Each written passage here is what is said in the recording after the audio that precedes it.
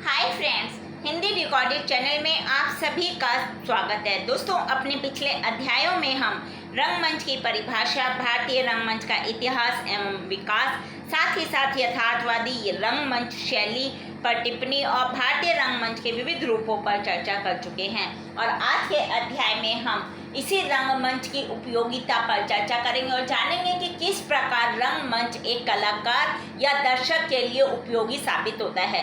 तो चलिए दोस्तों, शुरू करते हैं अपना आज का अध्याय और जानते हैं रंगमंच की उपयोगिता। दोस्तों, ये रंगमंच है, ये प्रदर्शन कला का एक सहयोगी रूप है जो एक विशिष्ट स्थान, अक्सर एक मंच पर लाइव दर्शकों के सामने वास्तविक या काल्पनिक घटनाओं के अनुभव को प्रस्तुत करने के लिए लाइव कलाकारों, आमतौर पर अभिनेताओं या अभिनेत्रियों का प्रयोग करता है। रंगमंच पर क्या होता है कि दर्शक अपने सामने अभिनेता और अभिनेत्रियों को अभिनय करते हुए देखते हैं और साथ ही साथ जो अभिनय करने वाले होते हैं वो भी अपने सामने दर्शकों को बैठा हुआ देखते हैं और कलाकार इस अनुभव को हाव भाव, भाषण, गीत, संगीत और नृत्य के संयोजन के माध्यम से दर्शकों तक पहुंचाते हैं। दोस्तों, रंगमंच में नृत्य, संगीत, चित्र, अभिनय सहित समस्त कलाओं और विभिन्न प्रकार के कौशलों का समावेश होता है। और कई बार क्या होता है, दर्शक जब ये सब देखते हैं तो वो देखते देखते इसे सीख भी जाते हैं। इस प्रकार जो ये रंगमंच है वो हमारे जीवन में बहुत महत्वपूर्ण भूमिका निभाता है। कैसे, उसके विविध रूप जानते हैं। रंगमंच समुदाय के प्रति सहानुभूति और जुड़ाव बढ़ाता है। जैसे रंगमंच हमें जीवन के ऐसे विभिन्न दृष्टिकोणों का अनुभव कराता है जिनके बारे में हम नहीं जानते या विचार भी नहीं कर पाते हैं। कई बारी रंगमंच पर हमें वो सब देखने को मिलता है। संवाद, एकलाप और चरित्र की जांच करने का थिएटर का तरीका हमें इंसान होने का मतलब सिखाता है। दोस्तों, जर्नल और एक्सपेरिमेंटल सोशल साइकोलॉजी में प्रकाशित एक नए शोध के अनुसार लाइव थिएटर देखने से नाटक में दर्शाए गए समूहों के प्रति हमारी जो सहानुभूति है वो बढ़ सकती है। और रंगमंच का अनुभव करते समय हम न केवल अपने सामने वाले कलाकारों से जुड़ जाते हैं, जब भी हम देखते हैं तो हमें ऐसा लगता है कि ये हमारे ही जीवन का अभिनय और इस तरह से हम उन कलाकारों से जुड़ पाते हैं, बल्कि वहाँ पे सिर्फ हम उन्हीं से नहीं जुड़ते बल्कि जो हमारे साथ में और भी दर्शक बैठे होते हैं उनसे भी हम जुड़ जाते हैं। ऐसा इसलिए होता है क्योंकि सामूहिक अनुभव अकेले अनुभवों की तुलना में अधिक तीव्र होते हैं। ऑस्कर वाइल्ड के अनुसार, मैं थिएटर को सभी कला रूपों में सबसे महान मानता हूँ। यह सबसे तात्कालिक तरीका है जिससे एक इंसान दूसरे इंसान के साथ वह समझ सकता है कि एक होने का मतलब क्या है, यानी कि इसमें दर्शक और अभिनेता, कलाकार एक दूसरे के साथ अपना जुड़ाव अनुभव करते हैं। दूसरा है, रंगमंच एक दर्पण के रूप में काम करता है। जैसे रंगमंच सिर्फ एक मनोरंजन का ही कार्य नहीं करता दोस्तों, बल्कि यह एक समाज का दर्पण है और साथ ही साथ आत्मनिरीक्षण को प्रभावित करता है। हमारे सामने जो घटित होता है उसे देखकर हम अपने बारे में और जिस दुनिया में हम रहते हैं उसके बारे में कुछ नया खोजने की सोचते हैं और खोजते भी हैं।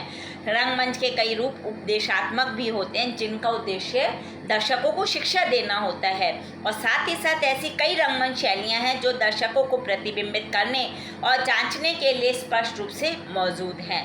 सैमुअल बेकेट का थिएटर ऑफ द एब्सर्ड दर्शकों को अस्तित्ववाद का पता लगाने की तकनीकों का उपयोग करता है। जैसे एंटोनिन आर्टोल्ट का थिएटर ऑफ क्रुएल्टी दर्शकों को अपनी सुविधा के साथ उनके रिश्ते की पड़ताल करता है। दोस्तों, जर्मन नाटककार फ्रेडरिक शिलर ने लिखा है कि लाइव थिएटर देखना उपदेशात्मकता का एक शक्तिशाली हिस्सा है।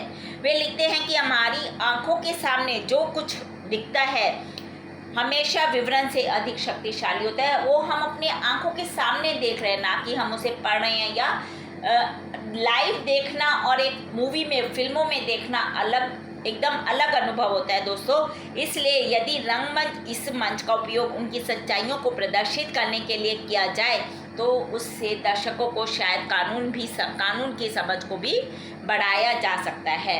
साइमन कैलो के अनुसार किसी प्रदर्शन के लिए थिएटर में प्रवेश करना एक जादुई स्थान में शामिल होना है। जब हम रंगमंच थिएटर में जाते हैं तो हमें ऐसा लगता है जैसे हम एक जादुई दुनिया में पहुंच गए हैं, क्योंकि वहाँ पे हम कल्पना के पवित्र क्षेत्र में एक तरह से प्रवेश कर रहे होते हैं। तीसरा है, रंगमंच मस्तिष्क का विकास करता है। क्यों? क्योंकि जब हम देख रहे हैं लाइव कलाकारों को अभिनय करते हुए तो हमारा दिमाग भी सक्रिय होता है, दर्शकों का दिमाग भी, चाहे इसका एहसास हो या ना हो, हमें ऐसा एहसास होता नहीं है लेकिन वास्तव में ऐसा होता है, क्योंकि थिएटर दर्शकों को अपनी रचनात्मकता और कल्पना को दिखाने के लिए मजबूर करता है। और हम सभी जानते हैं जैसे कि दी लायन किंग में जो कठपुतलियाँ हैं वो असली जानवर नहीं है, क्योंकि हम कठपुतली कलाकारों को देखते हैं और उस समय हम अपने दिमाग के तार्किक पक्ष को थोड़ी देर के लिए बंद कर देते हैं और हम सोचते हैं ये सच में जानवर हैं, क्योंकि हम खुद को अपनी ही कल्पनाओं में खो देते हैं। और यही लाइव थिएटर के अनुभव के लिए अद्वितीय होता है, क्योंकि हम फिल्म और टीवी में यथार्थवाद की अपेक्षा करते हैं।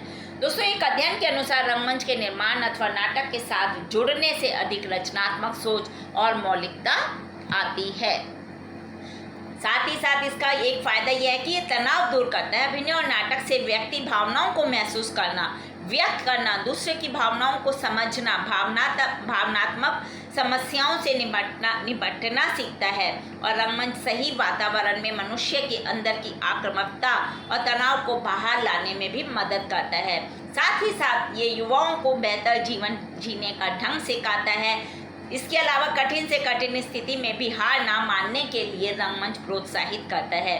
और रंगमंच अवसाद से कहीं दूर ले जाकर, टेंशन से कहीं दूर ले जाकर सकारात्मक ऊर्जा, अच्छी जीवन शैली और अनुशासन के महत्व से हमें रूबरू कराता है।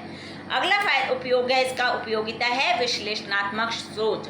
दोस्तों, रंगमंच से विश्लेषणात्मक सोच, जीवन कौशल, टीम वर्क और बहुत कुछ नया करने को मिलता है। साथ ही साथ हमारे जीवन में अनुशासन आता है, क्योंकि रंगमंच व्यक्ति को बहुआयामी बनाकर उसमें आत्मविश्वास पैदा करता है और संवाद, अदायगी और भाव भंगिमाएं सिखाती हैं कि किस तरह से अपने भाव प्रकट किया जाए। जब हम सामने देखते हैं अपने कलाकारों को कि वो किस तरह से अपने भावों को किस प्रकार की भाव भंगिमाएं करके अपने सामने अपनी बातें समझा रहा है, तो इससे दर्शकों को भी ये सब चीज़ें सीखने को मिलती हैं और वो सीख पाते हैं कि अपने भाव कैसे प्रकट किए जाएं। यह जीवन को अनुशासित तरीके से जीना सिखाता है, कठिन अभ्यास करना सिखाता है। दोस्तों, रंगमंच विधा में लंबे समय तक मेहनत करने के बाद ही कोई भूमिका सार्थक बनती है और यह जीवन से कम नहीं है, इसलिए यह जीवन जीने का तरीका सिखाता है। दोस्तों, रंगमंच है क्या? जो हम जीवन जीते हैं एक तरह से वही हम अपने